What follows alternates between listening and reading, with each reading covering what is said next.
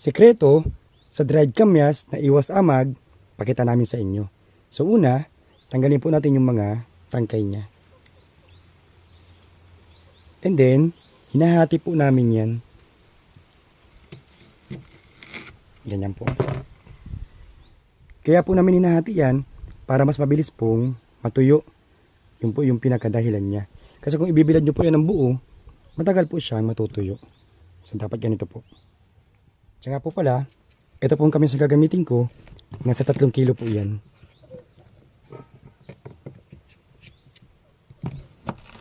After my slice, hinugasan ko lang po mabuti. Yung po malalaking kamyas, pwede nyo po yung pag-apatin. And then ito po, ready na po ito para patuyuin sa araw. Napakahalaga po ng unang araw ng pagbilad nito.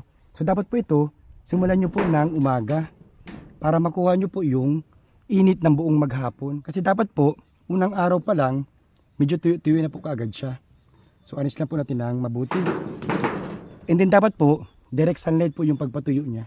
Tulad po nito. And isa pa po, dapat po kung gagawa kayo nito, mainit po yung first 3 days. Tingnan nyo po yung weather forecast ha. Or dapat po summer, para sure po kayo na mainit po talaga. Maiwasan po natin yung pagkasira niya o pagka-amag niya. Kasi kunyari po mainit po ngayon, tapos kinabukasan po nag-ulan, yun po yung tendency na aamagin po talaga yan. And then ito po, kaya po namin hinati yan para mas mabilis po yung pagpatuyo natin. Kasi kung hindi po natin nahatiin yan, abutin niya ng 7 to 8 days bago matuyo. Ito, 50% yung araw na matitipid natin. Ito po yung unang araw ng pagpatuyo ko. Kung mapapansin po ninyo, yung iba po, tuyo na po kaagad. So maganda po yung nagiging process natin. Tignan nyo po. Makalipas po yung 4 na araw, ito na po yung pinapatuyo ko na kamyas. Tingnan nyo naman po. Ang ganda po ng pagkatuyo. So actually po, wala pa pong 4 days. Nasa kulang-kulang lang po itong 4 na araw. Pero tuyo-tuyo na po. So ganun po yung technique namin or sikreto po namin sa paggawa ng dried kamyas. Mas mabilis pong matuyo.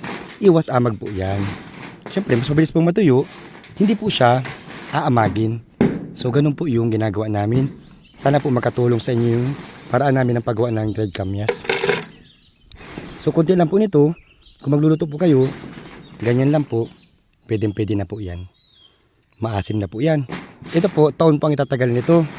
So every 2 months, kung may matitira po, pinapatuyo po namin ulit yan or binibilad po namin ulit sa araw. 1 taon po ang tatagal nito. So yun lang po. Sana po makatulong po sa inyo yung paraan namin. Bye bye.